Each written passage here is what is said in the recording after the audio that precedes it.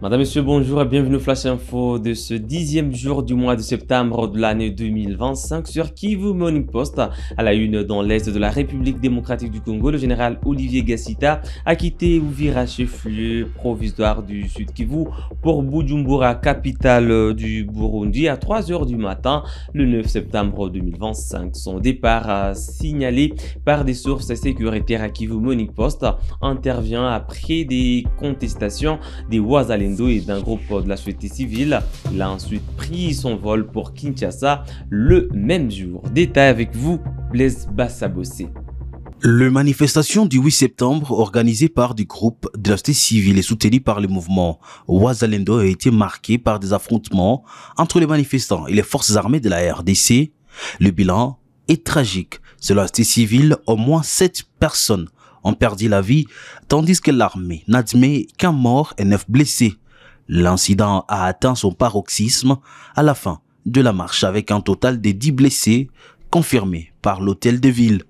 Dans un point de presse animé par Bernard Tondo, porte-parole de Wazalendo, le 9 septembre, il a dressé un bilan de 12 morts et plus de 14 blessés parmi les manifestants. Le porte-parole accuse le général Gassita d'avoir commandité l'assassinat des manifestants par des militaires de FARDC. Le maire intérimaire Kifara Kapenda a visité plusieurs hôpitaux mardi pour évaluer la situation des blessés. À l'hôpital militaire des garnisons de Kimanga, il a rencontré 3 blessés, dont 2 soldats et un civil. À l'hôpital général de référence d'Uvira, 7 blessés ont été admis, dont 2 dans un état critique. Le directeur de cet hôpital, Dr Salomo Machoupé, a également confirmé la présence du corps sans vie d'un enfant à la morgue. En réponse à cette crise, le président de l'Assemblée nationale, Vital Kamerhe, a annoncé qu'une équipe gouvernementale sera envoyée à Uvira pour trouver une solution durable à la crise sécuritaire. Cette décision a été prise lors d'une réunion interministérielle présidée par le président Félix-Antoine Tshisekedi, rassemblant des figures clés des institutions dont la première ministre Judith Suminwa, le président du Conseil supérieur de la magistrature des données comme l'État. Parallèlement, le porte-parole du gouvernement Patrick Mouyaya a appelé au calme et a annoncé qu'une mission de très haut niveau se rendra bientôt sur place. Les derniers rapports indiquent que les calmes est revenu à Uvira et que les activités socio-économiques ont repris, bien que l'ombre des récents événements demeure. Les Wazalendo accusent le général du brigade Olivier Gassita de la communauté Tutsi Munyamulenge de collision avec l'AF-123 et d'être proche du Rwanda. L'armée congolaise a rejeté ces accusations, affirmant que le général Gassita n'a jamais été cité dans un dossier de trahison et qu'il a été nommé par le président Félix Tshisekedi comme commandant second chargé des opérations et renseignements au sein de la 33e région avant la chute du Goma et Bukavu dans les mains de l'AF-123. Les églises du Réveil ont lancé un appel à la cohésion nationale et à la solidarité avec les populations du Kivu. Lors d'une rencontre mardi à Kinshasa, les pasteurs ont demandé que toute initiative de dialogue soit précédée par les processus de Washington et de Doha en raison de l'internationalisation du conflit. De plus, les leaders du mouvement des Réveils ont exprimé leur inquiétude face aux échanges organisés après par la fondation Thabo Mbeki. Dans une déclaration lue par l'archevêque Idiba Yamapia, ils ont qualifié les discussions des dialogues séparatistes. Suivez ici la lecture de la déclaration. Déclaration du mouvement de réveil de la République démocratique du Congo. Nos pères et leaders du mouvement de réveil de la République démocratique du Congo, réunis en session extraordinaire ce mardi 9 septembre 2025 à l'hôtel du Fleuve, déclarons ce qui suit. 1. Nous soutenons la tenue du dialogue annoncé comme lieu de réconciliation entre Congolaises et Congolais autour du chef de l'État. 2. Nous rappelons cependant que le dialogue suisse visé ne devrait pas s'écarter des cadres constitutionnels et institutionnels de la République démocratique du Congo. 3. En sus, nous demandons que le dialogue précité se tienne après le processus de Washington et de Doha au regard de l'internationalisation de la crise congolaise. 4. Nous annonçons ce jour la mise en œuvre de la diplomatie ecclésiastique du mouvement de réveil. À ce titre, nous recevrons la chef de la maison de la foi du président Donald Trump à la personne de pasteur Paola White, ainsi que l'archevêque Duncan William du Ghana, et nous sommes en contact avec les réseaux de pasteurs évangéliques de notre sous-région, ceci en appui des efforts diplomatiques de notre gouvernement sous l'impulsion du président de la République et chef de l'État, Félix Antoine Tshisekedi Tshilombo. 5. Nous nous insurgeons cependant contre le dialogue séparatiste tenu en Afrique du Sud.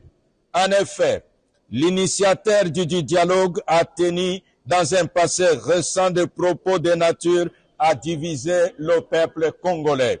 6. Au peuple congolais, nous vous appelons à la cohésion nationale, à l'empathie avec nos frères et sœurs du Kivu et vous assurons de nos ferventes prières pour que la paix revienne vite sur toute l'étendue du territoire national. Fête à Kinshasa le 9 septembre 2025. Le mouvement de réveil de la République démocratique du Congo. Le gouvernement congolais a demandé l'opérationnalisation d'une commission d'enquête pour examiner les crimes commis en République démocratique du Congo. C'était donc une annonce faite par le porte-parole du gouvernement, Patrick Mouyaya, lors d'un entretien avec la presse congolaise à Genève, en Suisse, le mardi 9 septembre 2025. Suivez ici les explications de Patrick Mouyaya. La question que nous avons abordée aujourd'hui, c'est une question cruciale pour nous. On ne peut pas penser construire la paix, une paix que nous voulons durable et définitive sans justice. Et la justice pour nous, c'est pas simplement pour les événements que nous vivons actuellement. La justice pour nous, c'est de refaire ce tour pour que nous puissions remonter aux origines de tout ce que nous connaissons comme problème, pour voir dans quelle mesure les coupables, parce que c'est encore le même qui récidive aujourd'hui, pourront un jour ou l'autre, devant l'histoire, pas seulement, mais devant la justice, la nôtre ou celle internationale qui pourra être mise en place dans le cadre de tous ces plaidoyers que nous sollicitons ou qui répondent de leurs actes. Aujourd'hui, il y a eu cette exposition ici à Genève au Palais des Nations. Il y en a encore d'autres ici.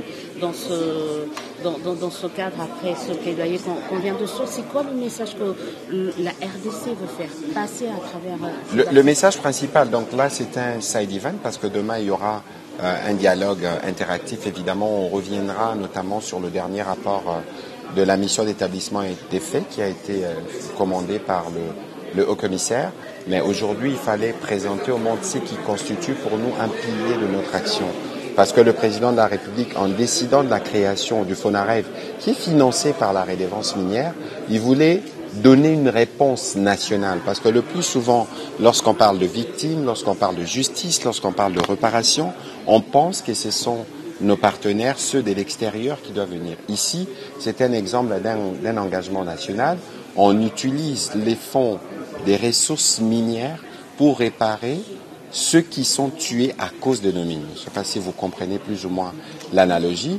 Et cet événement est un événement qui est censé attirer l'attention mondiale parce qu'un génocide, tous les génocides du monde doivent être reconnus. Lorsqu'ils sont reconnus, cela évidemment implique de conséquences et nous estimons qu'en RDC, il y en a eu beaucoup. Les plus récents, c'est peut-être sûrement les événements qui se sont passés dans le Rutshuru, qui ont fait l'objet à la fois du rapport du Haut Commissariat ici aux droits de l'homme, mais aussi de Human Rights Watch, avec un ciblage spécifique de l'ethnie Hutu. Et tout ça, c'est de l'horreur, et c'est de l'horreur qui doit s'arrêter. Est-ce qu'on est entendu? Est-ce qu'on est écouté? Est-ce que vous avez l'impression que les lignes sont en train de bouger? La première chose, et c'est la plus importante, c'est qu'en RDC, les lignes bougent. Les lignes ne bougent pas seulement en RDC. Vous avez vu ces side events organisés ici à Genève, en marge de la 60e assemblée, réunion du haut-commissaire du Conseil national, du Conseil des droits de l'homme. La même activité aura lieu à New York dans quelques semaines, en marge de la 80e réunion de l'Assemblée générale des Nations unies. C'est illustratif justement de cette détermination que nous avons déjà en interne, que nous portons à l'international. Vous avez vu Youssoufa, vous avez vu Céline Banza, que nous portons pas seulement nous-mêmes, mais avec nos avocats et tous les Congolais, parce que la cause de la justice est une cause que tout le monde doit porter, parce que c'est cela aussi les ferments du retour de la paix. Qu'est-ce que les Congolais peuvent espérer après la rencontre d'aujourd'hui? Bon, écoutez, d'abord, c'est de la sensibilisation. Ce que nous souhaitons, c'est une reconnaissance internationale des génocides et des différents crimes qui ont été commis en RDC. Les reconnaissances existent déjà. Le rapport mapping, c'est un rapport des Nations Unies. Mais ici, il faut passer à l'étape suivante. On reconnaît, on tire les conséquences, on met en place un tribunal spécial. Et à partir de ce moment-là, on commence non seulement à condamner effectivement tous qui ont commis des crimes, mais il s'ensuit un processus de réparation, mais surtout un processus qui puisse garantir qu'il n'y ait plus de répétitivité de crimes de cette nature. Autre question, Monsieur le Ministre, je crois que c'est la dernière pour ce direct. Est-ce que le dialogue Doha et autres ne vont pas servir de case de blanchiment pour les personnes criminelles? Écoutez, nous savons qu'il n'y aura pas de paix que nous voulons définitive et la composante judiciaire n'apparaît pas clairement dans les discussions en cours, que nous l'avons oublié. Ici, il faut regarder les choses qui se font dans tout l'écosystème. Ce que nous faisons ici, dans les cadres notamment de ce qu'on fait aussi dans les fronts judiciaires, c'est complémentaire à toutes les initiatives en cours. Si vous lisez l'accord de Washington, il y a un point sur l'intégration conditionnelle où on dit qu'il n'y aura plus des brassages et des mixages et que l'intégration qui devra se fera au cas par cas après un processus de vetting et en tenant compte de critères de loyauté. C'est déjà un premier point. Mais il y a d'autres mécanismes qui sont en cours. Nous sommes en procès avec le Rwanda à Arusha. Vous savez que le Rwanda n'a pas ratifié les statuts de Rome, mais il y a un dossier ouvert par la Cour pénale internationale. Et donc, toutes ces initiatives combinées nous permettront non seulement d'avoir la paix d'une part, mais d'avoir la justice d'autre part et de nous assurer que ces choses horribles, immondes, ne se répètent plus. Merci beaucoup, Monsieur le Ministre de la Communication. On ne peut pas terminer sans dire la formule secrète. Plus jamais. Plus jamais ça. Plus jamais ça. Mais il y a le slogan du FONAREF que vous devez être en mesure de maîtriser et de partager avec tout ce qui vous suit. Nous ferons un effort. Ne jamais oublier. Ne jamais répéter. Ne jamais répéter. Et commencer à réparer, commencer la veille.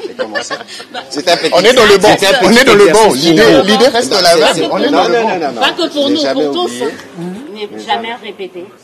Commencer à guérir. Voilà, on y est arrivé. Merci beaucoup. Le gouverneur militaire de l'Ituri, le lieutenant-général Luboyanka Chamadjouni, a rendu visite aux militaires des forces de la RDC blessés au combat à l'hôpital général de Bunia. Le général a apporté un réconfort moral aux blessés, soulignant l'importance de leur sacrifice sur les différentes lignes de front contre les milices, y compris la CRP Zaïre. Les familles des militaires ont également exprimé leur gratitude pour cette attention qui a apporté un soutien précieux en ces temps difficiles qu'ils traversent. De l'hôpital général de référence de Bunia.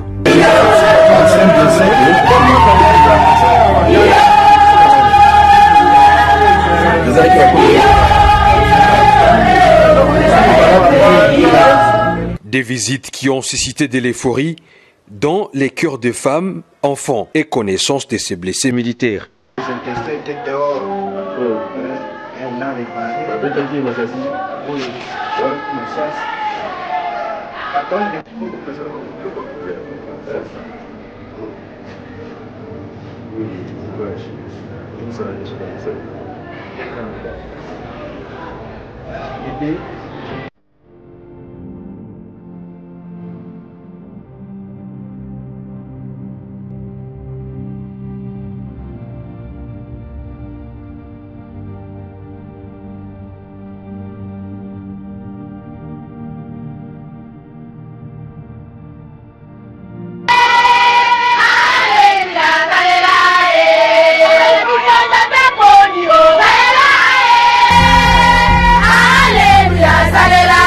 C'était à la suite des instructions de Gika Bongomadian Vita, et du lieutenant-général Gilles Banza, respectivement ministre de la Défense nationale et ancien combattant, et le chef d'état-major général des forces armées de la République démocratique du Congo, que ces réconforts ont été réalisés. Une manière de transmettre les compassions du commandant suprême et chef de l'État, Félix Antoine Tshisekedi Tshilombo.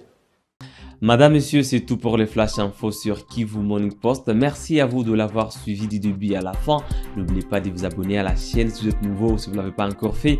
Il suffit de cliquer sur s'abonner, activer la cloche des notifications pour rester au parfum de l'actualité en RDC avec un accent particulier sur la situation qui prévaut dans l'est du pays. On se fixe un nouveau rendez-vous d'actualité. À très bientôt.